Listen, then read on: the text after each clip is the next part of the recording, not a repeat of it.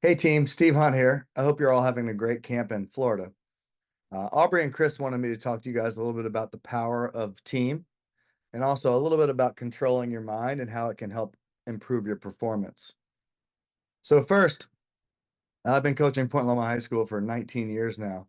And from 2010 to 2019, we won 11 championships.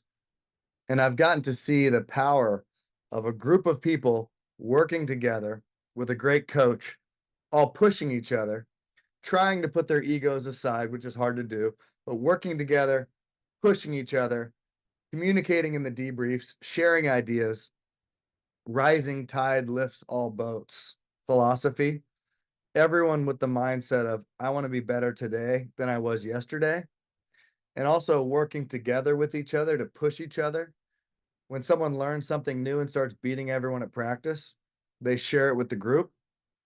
And that's hard for some people to do because now all of a sudden it's harder to win at practice. But it seems like the cream of the crop always rises. So even if you make it harder for yourself to win, if you're the best on your team, you will become better because you'll have to figure out new ways to win. And if you have a big group of people doing this over a period of time, and it doesn't even have to be a big group, it could be two boats competing against each other for a long period of time. But I think a big group gives you some benefits, more ideas, more people on the starting line. Can really make a huge difference. Aubrey hired me to coach MB4T, a 420 group, during the pandemic. I'll show some videos here of them training. And they rose from average results at big regattas like Orange Bowl to 8 of the top 10 spots at Orange Bowl. And we trained our butt off during the pandemic. We worked together. We brought this philosophy of team to this group. We had a lot of individuals in the group, but they bought in over time to the group philosophy and got better and better and better. And all of a sudden, we're winning big events. Some of them are winning, some of them are getting a second, some are getting third, but 8 out of the top 10 spots is amazing. So if you can put your egos aside and work together, have great coaching, push each other, share information, I guarantee you, if you're the best, you'll still rise up and be the best at some point, but all of a sudden you'll be good enough to beat other competitors in other countries, the other best in the world's best in their countries. And there's really no other way to do it.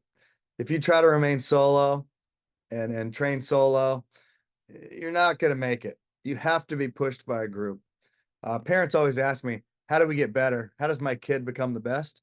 It's find a good group, be a part of it, share info, push each other. Paul Goodison, Ian Piercy, Ben Ainsley, we're all buddies in England. I spent a lot of time with Paul Goodison, and he told me the story. He said they traveled Europe together, sailing lasers. They'd go out at night together, share stories, chat at dinner about what they did today to get better. And they all just got better and better and better. And they all ended up winning gold medals. With my team at Point Loma, same thing. With Aubrey's team at the Royal Vancouver Yacht Club, it's happening. Rory just won Orange Bowl. I've done some clinics there over the past year that have been great. And everyone coming together, working hard, pushing each other is huge. Okay, next topic. Controlling your mind. They say that if you don't control your mind, it controls you. So you're all in Florida right now practicing.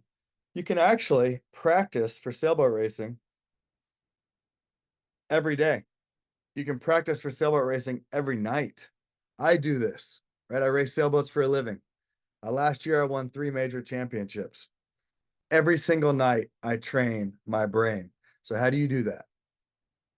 Well, when you're trying to go to sleep, or if you wake up in the middle of the night, or if you wake up in the morning, you go to the bathroom, you can go sit and meditate, or you can crawl back in bed, you meditate. And you try to just think about your breathing to clear your mind. That's one way to do it. There's multiple ways to meditate, but in trying to meditate, you're basically practicing controlling your mind. If you end up going to the Olympics or you're in a big championship and it's coming down to the last race and your mind is starting to go crazy because you're nervous, you actually need to have practiced controlling your mind. So meditation is one of the best ways to do it. Another way to meditate is just to close your eyes and picture, like a movie screen in your mind, and picture a single simple object, such as an orange or a lemon or a tennis ball. Sometimes I picture a cue ball, the number one. It's yellow with a white circle and the number one on it. And you just look at it for 10 or 15 minutes. And to be honest, it's super hard. I have a really hard time doing it, but you're practicing just focusing. You're practicing controlling your thoughts. A thought will come in, you note it and let it go out. There's no like bad or wrong or slap yourself on the wrist for doing something, incorrect while you're trying to meditate. It's all practice. Don't stress out about it. But you practice controlling your thoughts either by focusing on breathing or some simple object. Separate to that, but along the same lines, you can also practice visualization, imagery, and you should do that. All gold medalists do it. All top Olympians do it. So what is it? It's literally picturing doing well at an event. It's picturing standing on the podium at the end of an event. It's visualizing winning every race at a regatta. They say when you do visualize, you should go big, because you don't always achieve exactly what you visualize. But if you shoot huge, shoot for the stars, you might land on the moon, they say. That's huge. So picture winning every race at a regatta. And you don't have to get super specific on the details when I picture a race, because I want to be open to starting at the pin or starting at the boat or starting in the middle. For me in sailboat racing, it's a little fuzzy for the actual racing. I just picture getting a good start, slowly pulling out on people around me, sailing in the top of the fleet. You can picture it down from a drone. You can picture it being on your boat. Either way is fine. I picture just slowly getting to the top mark in the top group and slowly pulling away from the group and crossing the finish line in first. It's also fine to imagine or visualize very specific things like a tack or a jibe. There you can get super detailed. Picture, the sheet in your hand, the sail, the boom coming over, smell the smells, hear your boat going through the water. As much detail as possible on boat handling and things like that. Accelerations are fine. The only reason I say be a little vague at a regatta when you're picturing winning every race at a regatta is you want to be open and free to do whatever's best. For example, more wind on the left, pin favored. You want to be able to start at the pin and go left. If you have visualized winning the boat every time all night long the night before, you might want to go win the boat, even though you shouldn't win the boat. Does that make sense? Okay, next, mind control. If you're ever really nervous, you can use a technique called box breathing. And when I mention nervous, there's some peak state, right? There's a bell curve chart where peak state's in the middle. You're energized, you're a little bit jacked up. You got some adrenaline flowing, but you're not so jacked up you're freaking out, where you get kind of cloud brain and you can't make decisions, right? We've all been there. You're also not super bored and wanting to be somewhere else and not into it, right? There's some sweet spot. So if you go above that sweet spot, you're all jacked up, last race of a big regatta, the Olympic trials, and you got to win it. You can do something called box breathing, what Navy SEALs do in the United States when they're literally in a gunfight fighting for their life. And it's box breathing. There's 4 parts to it. You breathe in for 3 or 4 seconds. Timing doesn't matter. If you're hiking in a laser, you probably do 3 seconds. If it's light air and you're in a bigger boat, you can do 4 or 5 seconds. But you breathe in for 3. 1, 2, 3. You hold for 3. And you exhale for 3. 1, 2, 3. And then you hold for 3.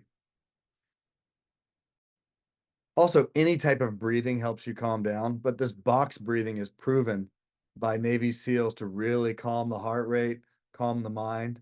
And what you're doing is focusing on something other than what's making you nervous, focusing on your breathing. So again, any breathing's fine, but this box breathing is really money. I've actually used it sailing out to last race of a world championship, kind of starting to get hyped up too much, freaking out a little bit. I do a couple rounds of box breathing. It puts me back in the right state. Then I go focus back on my process, figuring out the favorite end, figuring out my compass numbers, looking up wind for more wind, figuring out what end of the line is favored, what my game plan is going to be, my strategy. If I find myself getting nervous again, I do another round of box breathing. So mind control is huge. Visualizing, practicing meditation, and box breathing are all huge. I encourage you to look up meditation and get more into it. And again, you don't have to waste a lot of time in your day doing it, meaning like adding extra things to your day because I know you're already busy.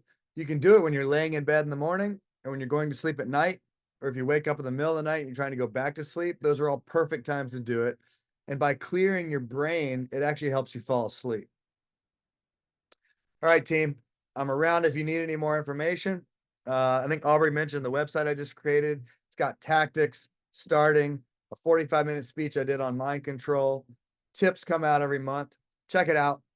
Good luck in your training. Kick some butt, and let me know if you need anything. Cheers and good luck.